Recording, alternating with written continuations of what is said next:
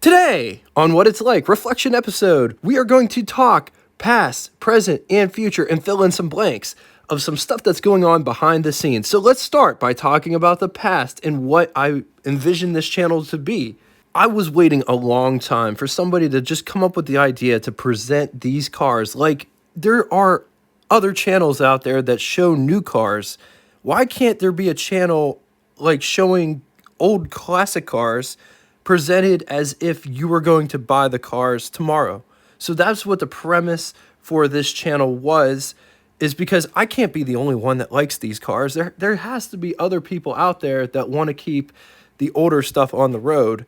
And it was imperative to me to make this more than just a car show that deals with walking around a car with music. Those are great for showing like different lines and stuff, but it doesn't tell you anything about anything. You don't know anything about the car after you're done watching that video. So I wanted to make it a point to go into as much detail as possible because some of this information on some of these cars are really hard to find. So we try to feature cars and trucks that never got reviewed or got the attention they deserved, quite frankly, and that was the plan and the aspect of the channel. And I never accounted for all of the stories that were going to take place, which is my favorite aspect. I totally dig when you share your stories. I would like to take some time to share some stories that really stood out to me. This one was from the 1956 Packard executive video down in the comments section. And it's from Carl, and he says, here's an interesting 1956 Clipper story because we all know a Rose by any other name. Yeah, it was a Clipper, aka Packard. This would have been around 1962 or 63, and my brother at the time had a 51 Ford. He was driving home from his wife's parents' house to our house. Right behind him was his wife in her 56 Clipper. A policeman pulled her over for speeding. When my older brother, who was in front of her, saw her being pulled over, he also pulled over by the side of the road and walked back to see what the officer was doing.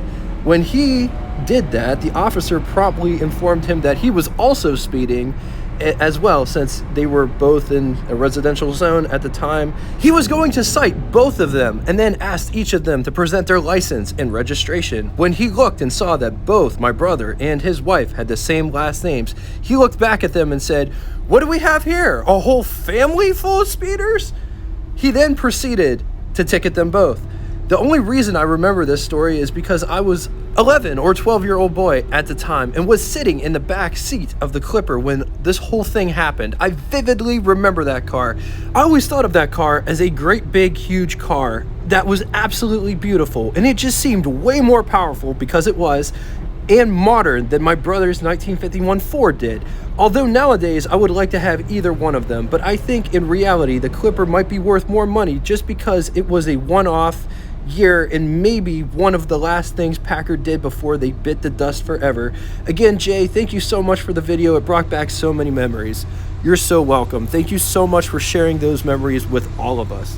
So we're going to share stories throughout this whole episode, but here's another story for right now, and then we're going to do something else and then come back to the stories and then do something else and come back to the stories, because there's so many great stories told this past year that I want to share with you guys, because maybe you might have never saw it. So this one was just shared with me courtesy of Rockstar Corvette about 1968 Tornado. Old man dies and his house and property go up for sale. Before long, the property is bought, and there was a garage in the back that was unattached. For whatever reason, no one went in there to take pictures of the garage before the listing. And inside the garage, you know, it looks like a garage. Stuff inside the garage. It's a well-used space. My wife would say beyond messy. But inside there was a pile of blankets, and it was in the shape of like a car. Car covers, blankets piled on top of a shape. And when they looked underneath the pile of stuff, there was a car underneath. It was a brand new 1968 Tornado that was never titled. The family did some digging and they found out the old man who owned the house bought this car for his son who served in the Vietnam War.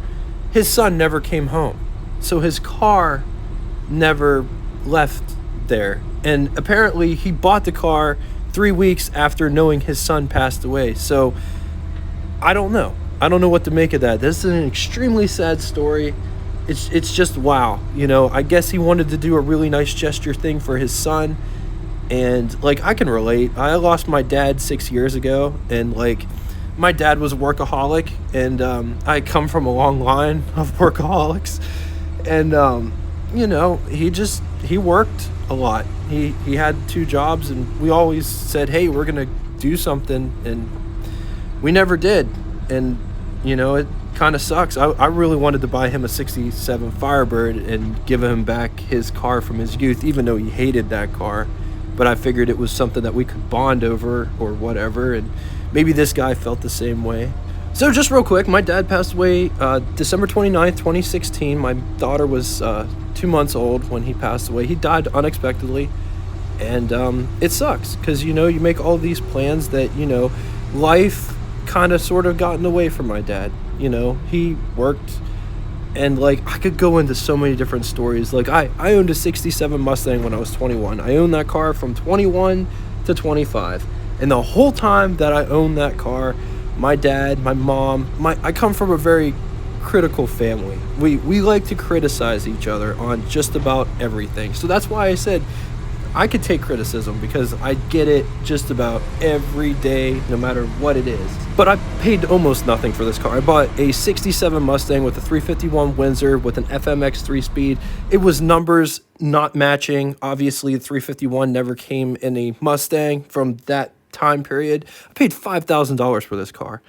And anyway, my dad and my mom, the whole time that I owned that car, that is a car for retirement. That is a car that people get when they are retired. And it's funny because the insurance company sort of thought that too. And I got around 30-year-old, 35-year-old rate instead of me being a kid insuring this car, because kids don't usually have that car. So it was really cool to have that car. It actually didn't cost me hardly anything to have it. Like when I had insurance on it, I had full cover insurance through State Farm. I also had a Honda Civic, and at the time I was paying $100 between the two cars. So just to let you in on that. But getting back to the whole point, my dad would always say that car is a car for somebody that is older and retired. My dad never made it to retirement. He died when he was 55. And I'm just going to say it, if you like it, if you like a car, a specific car, don't let people tell you that you can't get that until you hit this or until you're this old, because nobody is promised tomorrow. Okay, let's fill in some blanks. So a couple months ago, I said that, we're going to have Zach around here and he's going to be more of a staple on the show. I got to fill in that whole thing. So I worked for John Koo Fleitner's out in Salem, Ohio from, it was probably like mid-June to just recently. And there's no ill feelings towards me on my end. I would love to work with them in the future. My job just got eliminated, and that's the way business is. So I am no longer affiliated with John Koo Fleitner, nor do I personally work for any of these car dealerships. And I needed to address that because a lot of times in the comment section I get, well, you don't know a whole lot about a car for working at that company. I don't work for any of them. It's kind of weird how to explain how this whole premise works. I just want to keep this information about these cars out there. I like to tour the cars. Yes, I like to drive the cars. And the reason I don't get to drive all of the cars is simply insurance. I can't afford the insurance policy that a lot of big YouTubers have that lets them drive these cars. Plus, with the classics, a lot of times people don't want you to drive their cars. It's kind of weird. It's like a gray area. If you wreck a 1967 Corvette Stingray that has a 427 in it, that is not replaceable. If you wreck a new car, it is replaceable.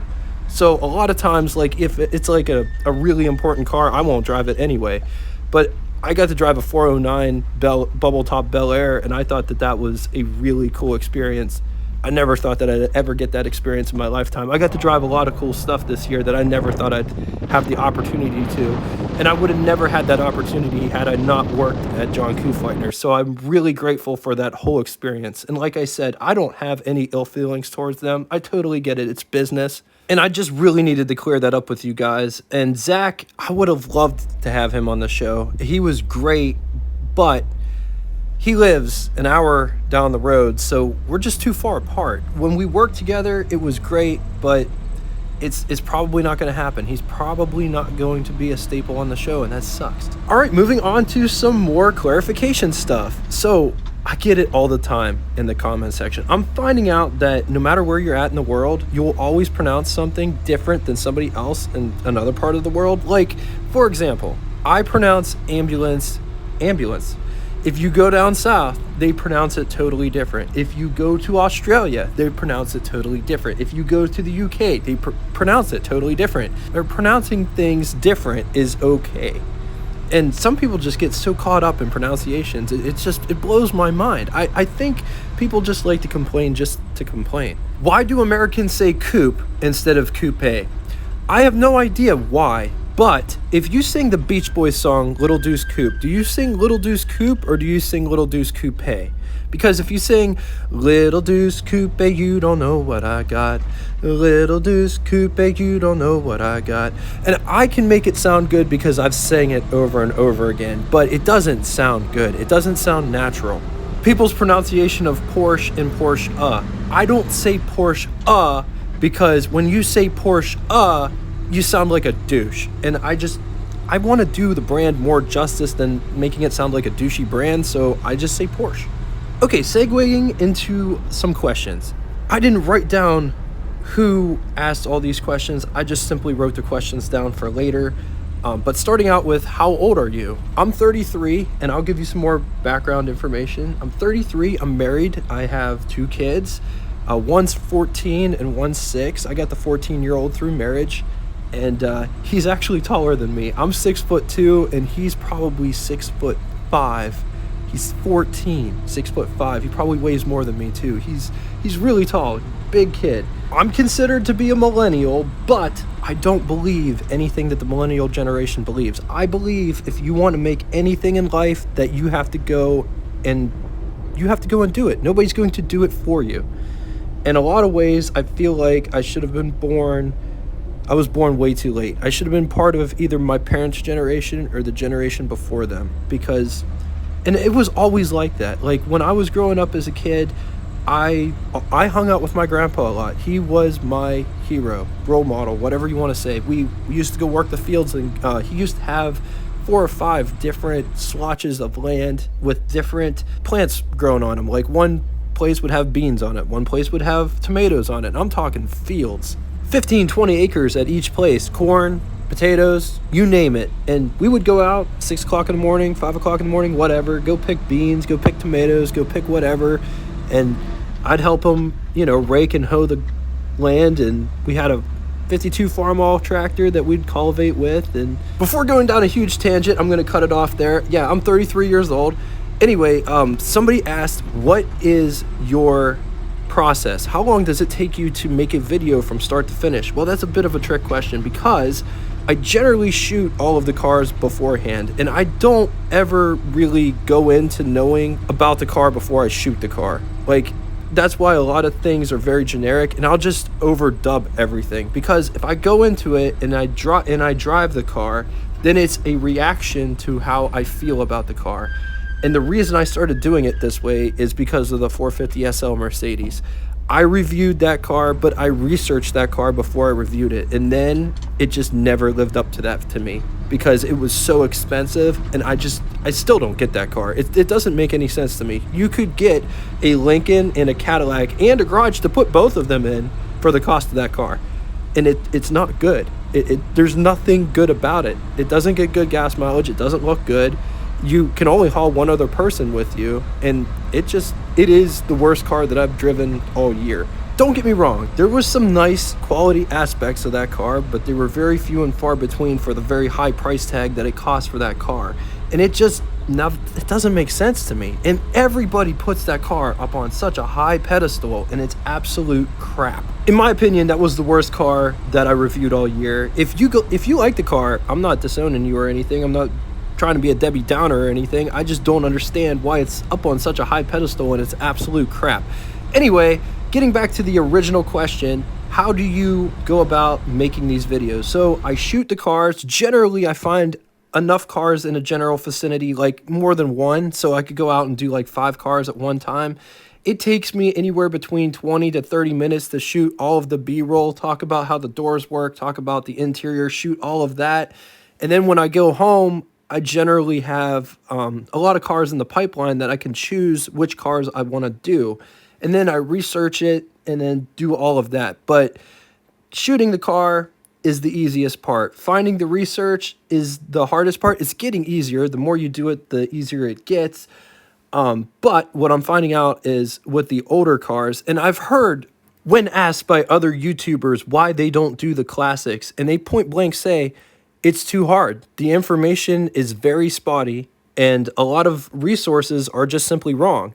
Why do a car that's really hard to do that nobody is going to watch when I could just do a brand new car from a manufacturer who will spoon feed me all of the information and I don't have to guess or speculate anything? And that's why I like doing the classic cars, because it is more rewarding when you dig up all of this information and you keep all of this information relevant, so these people can go out and buy these cars and keep them on the road, because they're great in museums and everything, but it's totally different when you can experience these cars for what they are. And what some of the bigger YouTubers are not realizing about these older cars is all of these cars back in the day were works of art. They were rolling art. You can't say the same thing about the new cars. The new cars are more or less appliances. These were machines.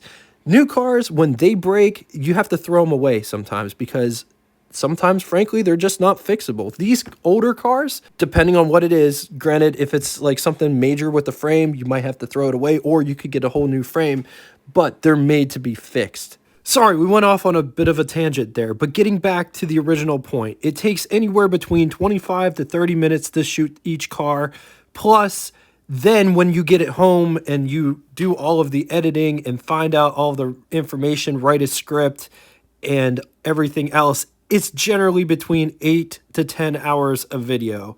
Each video differs. That's what it was in the beginning. I've gotten it down to between 6 and 8 hours of video, generally. People don't realize it's like a full-time job doing this. So that's like an 8-hour work week doing each video. So 5 videos a week is what I generally try to do. 6 to 8 hours of video, that's 40 hours a week. All right, next question. Somebody asked me, out of all of the cars that you reviewed this year, what car would you like to own? I couldn't come up with just one, so I came up with top 5. In the 5th position was the Nash Metropolitan. 4th was the 53 Pontiac Tin Woody. 3rd is 67 Oldsmobile Toronado. 2nd is AMC Cross Country Rambler Wagon from 1959. The first spot was the 1937 Packard 115C, and I totally get it. People in the Packard community absolutely hate that car because it single-handedly took everything that was prestigious about Packard and threw it in the garbage can. But if you own that car, it doesn't cost that much to run it or drive it because it's a 6-cylinder. And if you're not a Packard person, people would still think that you have an exquisite Packard. Okay, the next question, it's a bit loaded. What videos did you like making the most, and what was your favorite behind-the-scenes memory? Oh man, there's so many behind-the-scenes memories that I could tell you. What is my favorite video so far? My favorite video was of the 3 people. Preston Tucker, John DeLorean, Elon Musk. It took me 4 days to make that video, and nobody watched it. So I'm never going to do another video like that again, but it is the most thorough video that I ever put out to date, aside from the Chrysler Turbine video. The Chrysler Turbine car video is probably the most in-depth Chrysler Turbine video out there. And just like the John DeLorean, Preston Tucker, Elon Musk video, nobody watched it. So I don't know if I'm going to go pursue cars like that. Like, I thought about finding a dual Ghia, but it would be pretty much the same thing. They're kind of sort of like one-off cars, and they're super cool. Like, the Tucker was the same way. And a lot of ways, like, those episodes kind of stink because I listen to feedback in the comment section a lot and listen to what people say. And somebody said that I needed to slow down and come up with a better delivery. So I tried that, but it's too slow. It's not me. It doesn't show my personality. So I'm probably going to go do the Tucker, the Chrysler Turbine car again. There are so many behind the scenes stories, but I really want to share this one. This one just happened. This one happened on Wednesday. I was at the Classic Auto Mall and I was shooting a 1929 Buick Phaeton, which is coming, and I'm really excited about that car. But anyway, generally you can usually tell if there's a presence behind you. So I felt this presence and I finished what I was doing. And I turned around and he's like, "Today on What It's Like." And I was like, I was taken aback for a minute. He's like, "You're that guy." And I was like, "Yeah, that's me." And we just started talking and it was great. I absolutely love it when I meet people like that. It's crazy. And I can't stress this enough. I am just a regular guy. Like, I shot somebody else's Edsel earlier this year, and I'm sorry if I pronounced it wrong. Edsel, not Edzil. Edsel. I try to say Edsel, but once again, why do people get so wrapped up in pronunciations? Everybody says things different, and it's okay. Young guy, really cool guy, and I look over at him, and he's shaking. And I was like, "Why are you shaking?" And he's like, "I'm just really nervous." And I was like, "Why? Why are you really nervous?" And he's like, "I've never met anybody as famous as you before." And I was just like, "I'm not famous." I was like, "I put my pants on one leg at a time just like you. There's nothing to be afraid about, you know? Like, we're just two people that like cars, and we share a common interest of cars." But I just thought that was really crazy. Let's talk future. We're going to go hard and heavy on 1930s, 40s, and 50s cars next year. Get into some 60s and 70s stuff as well. Just keep doing what we're doing, but I really want to start exploring some 30s cars like Cord, Auburn, Duesenberg, Jordan, different companies like that no longer exist anymore. Graham Page, all of those companies. What do you guys think about that in the comment section below? What cars would you like to see featured on the channel next year? I want to do a special so I have two ideas, and I don't think we have a budget to do both of them, but we have the budget to do one. Which one would you rather see? Option one would be like a format, sort of like Top Gear. I'll bring my brother in and my friend, Trevor, and we will buy $1,000 classic car, but we are not going to doctor it up in any way, shape, or form. It will be, you get a budget of $1,000. If you pay $500 for your car, you could spend the extra money to make it a little bit better, but I want this to be as real can be. And what I mean by that is Top Gear always doctored up their cars. Like, they was not always the biggest piles of crap that you saw on TV. I want to make it as real as possible. Like, if you bought these cars, how far could they actually legitly drive? Kind of sort of like Vice Grip Garage does, but with 3 people in sort of the light that Top Gear does it. But instead of shooting it with professional cameras, give everybody a GoPro and it be first person and everybody's different view. I think that would be a really cool idea. But here's the second idea. The second idea I like even more, but there's a little bit of complications with the second idea. I want to build a Grand Prix race car in the design of a Bugatti Type 35. I want to start with a chassis that had a 6-cylinder in it because I want to put a 6-cylinder power plant in it. And I want to build it on a budget. I'm talking, I think I could build this car for less than $5,000. Totally done. And I just want to do it to prove that you could build something that nobody else has for less than a hot rod. Because personally, to me, hot rods are the biggest money pits besides a Mercedes-Benz that one could buy. Because, just hear me out. They have the biggest engine with the biggest cam in a car that's falling apart with the biggest cam, and every time you stop at a traffic light, it's just rattling itself apart. In a windshield that's no bigger than your hand is long, you know? It doesn't make sense to me. And they spend hundreds of thousands of dollars on these cars, and they're a lot of times just okay. And if you're into hot rods, I'm not poo-pooing on your parade. I'm just saying, like, they just don't make sense to me. There's no space in them. And this race car is going to be kind of sort of the same thing, but I just want to prove that you could build something that nobody else has. 2 power plant options came to mind. Either a 250 inline 6 from Chevy or a 292 inline 6 from Chevy. But if you had more of a budget, you could get an inline 6 flathead from any manufacturer. You could pick whatever one. Forge the internals and turbocharge it. Turbocharged Flathead 6 would be phenomenal. It would be awesome, but I don't think we'd have the budget for that, so we'd either do a 250 inline 6 or the 292.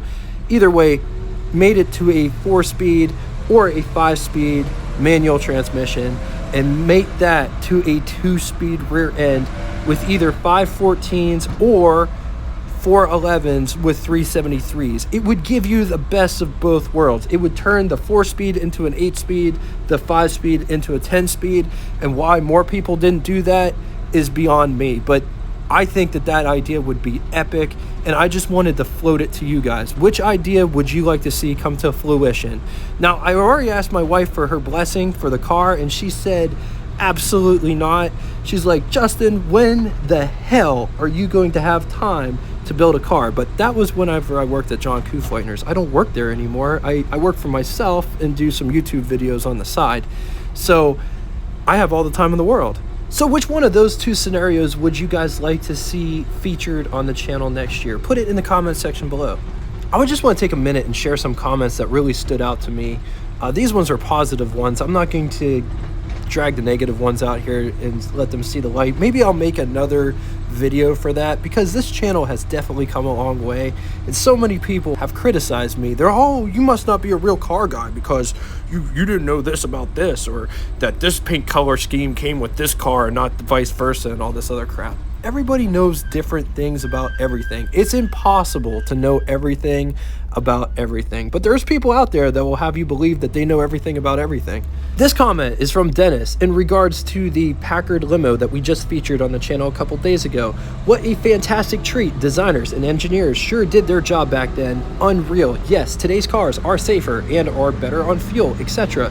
However, colors and chrome, styling, so much more from a long time ago. This is hard to beat. I don't think any cars in the near future will be like old ones. Not in my lifetime anyway. Well done, Jay. Well done. How the F did you find this one? Wow. You made the rest of my 2022 year on this one. Again, Jay, well done. Happy New Year to you and your family. Thanks, man. Thanks a lot, Dennis. That really means a lot to me. Somebody else made me the comment, and I can't find it. That's what sucks about it, as I wanted to make his name known and post his comment up here just like I posted Dennis's comment up here. They compared me to the Doug DeMuro for classic cars, and I was like, wow, that's a really big compliment, because I've watched Doug DeMuro for years. If you're still with me after 27 minutes, thank you so much. I really appreciate it. And here's your reward. We're going to talk a little bit about analytics. We're not going to get into money or anything like that, but just some really interesting facts. This channel, we started back in the end of September of 2021, and right now it is New Year's Eve 2022, so we roughly went a year and 3 months. We have made 193 videos under What It's Like moniker. We've gone from 0 subscribers to 14,000 subscribers. That's incredible. Thank you all so much for all of the support. I really appreciate it. And I can't stress that enough, that I get to do what I've always wanted to do and present these cars how I've always wanted to see them presented. And it really means a lot to me, and I don't know how else to really convey that than just saying it. Almost with like tears in my eyes of joy that it's finally working, it's finally paying off all of the hard work, because it's a ton of work that a lot of people just don't really know. You start with a blank slate, a blank piece of paper, and then you got to figure out which way you want it to go. But let's talk analytics real quick.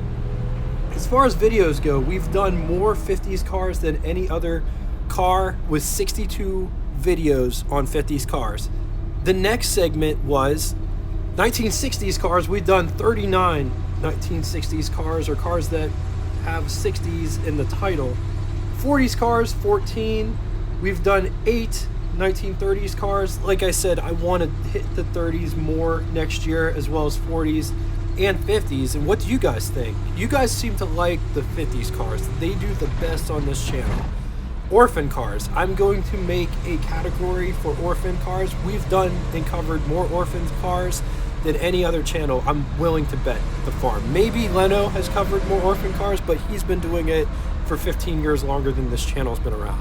The most watched video was the 1958 Nash Metropolitan. It's got over 120,000 views, which is absolutely insane. And I didn't think that that was one of my best episodes. I always thought that that episode, I was sick. I was dealing with COVID during that time. And everybody's like, man, you just sounded so great. And I was like, I sounded terrible. I was out of it. I only put out a video because I had to put out a video. I was sicker than a dog for almost 2 or 3 weeks. And for those that don't know, I've been battling long COVID for the last year. My taste and smell have been, I didn't lose my taste or smell when I had COVID. They morphed into this god awfulness. I wasn't able to eat for like a good half a year. I mean, you could eat, but everything tasted like garbage. But that's really enough about me. I really appreciate you guys coming out and watching this. It really means the world to me. And put down in the comment section below, what would you like to see happen on What It's Like in 2023? I'm so stoked. I can't wait. And I'm happy. I'm the happiest I've ever been in life right now because I love cars. And this is my outlet to talk about cars with a bunch of people that also love cars. And I get it from my family all the time. They're like, do you ever talk about something that isn't about a car? Because that's all I ever talk about is cars. And there are always these off the beaten path, lost in the shuffle, stuff like Edsels and Ramblers and cross-country wagons, Kaisers, Frasers, Nash, all of those companies that no longer exist anymore. Studebakers and Packard. I am a huge Packard fan, and I always joke with my wife and say if we ever make it in this life, we are going to get a senior Packard, like a Super 8 or a Twin 6, because they just look so much more incredible than a modern equivalent Rolls-Royce would be. And it's different. And I just thank you guys so much for being with me, being here on this channel, enjoying this journey with me. And I look forward to your comments. What do you guys hope to see in 2023? And until next time, toodaloo!